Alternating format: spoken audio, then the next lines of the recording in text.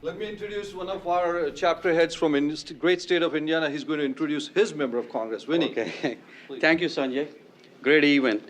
I wrote a long speech about the accomplishments of Congressman Rokita, but looking at the time, I'm going to just highlight the relationship between the Indiana chapter, Indian Americans, and India with Congressman Rokita.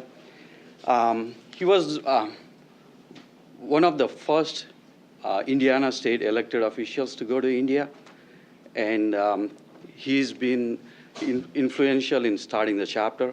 If you remember, in 2006, Congressman Rokita, along with some of our friends, came and met Sanjay Puri, and Congressman said, hey, why don't we do this in Indiana? Why don't we get started? So the journey started in 2006. Since then, he's been very helpful for the community, Indians, Indian Americans. His door is always open. I hear so many wonderful stories about Congressman's office and staff helping Indians from all over the Indiana, not only from his district. So it's such a great honor to have a great friend for India. Can you give a big hand to my good friend Vinnie Rao from the great state of Indiana? Vinnie, thank you very much. We can do better than that for one of our own. Come on, Vinnie. We started that PAC in 2006, and as Vinnie and I speak with you now in 2014, we've raised over $2 million for that PAC. Good, no one believes that. A lot more to do, but it's moving along, and we're having a good time with it in Indiana. Vinnie was nice enough to mention that I was one of the first elected officials in the state of Indiana to travel to India, and he's wrong. I was the first to travel to Indiana, and it changed my life, certainly my political and public service, and I'll always be grateful for Vinnie and a whole cadre of Indian Hoosiers who helped support me to get to that place. We went all over. We went to New Delhi and Mumbai and Andhra Pradesh. And you can't be an elected official in the state of Indiana and go to India and not spend 2 weeks in Andhra Pradesh. So there I was.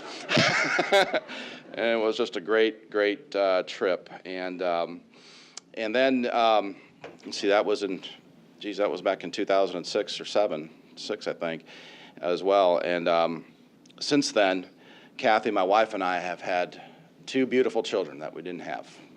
We had 0 children before. And now we have Teddy, who's 6, and Ryan, who's 4. And as my good friend George Holding knows, the general order for my office on a flyout day, which this is, we had our last votes at 12 o'clock, and so it's a mass exodus of elected officials. Okay, I get to DCA and other places, and we start smelling jet fuel, and we go. But and because of that, there are very few things that would keep me from seeing my wife and my 6-year-old and 4-year-old. This group and Vinnie and what we're doing here is one of those things. And I know that George feels the same way, right? Because you have a plane to catch or missed already as well. So a long way of saying thank you. Thank you for this partnership. I am looking forward to the road ahead. Is that the name of this conference? I think it's, I'm not going to say it's long overdue. I guess that would be the cliche. But I've always enjoyed a strong relationship. Indiana and India have always enjoyed strong ties.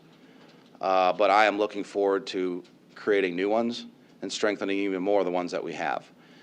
My district it's 250 miles long. So it's perfect for an old Secretary of State who used to have 92 counties to handle. Now I only have 14 or 16, something like that. But at the center of my district is a little school called Purdue University. I don't know if any of you are associated or know Purdue University. Show of hands? No. Okay. This is what I think about the Indian students who study at Purdue. I so much want immigration reform that I am one that would like to staple a green card to anyone from India who graduates Purdue University or anywhere else in this country for that matter.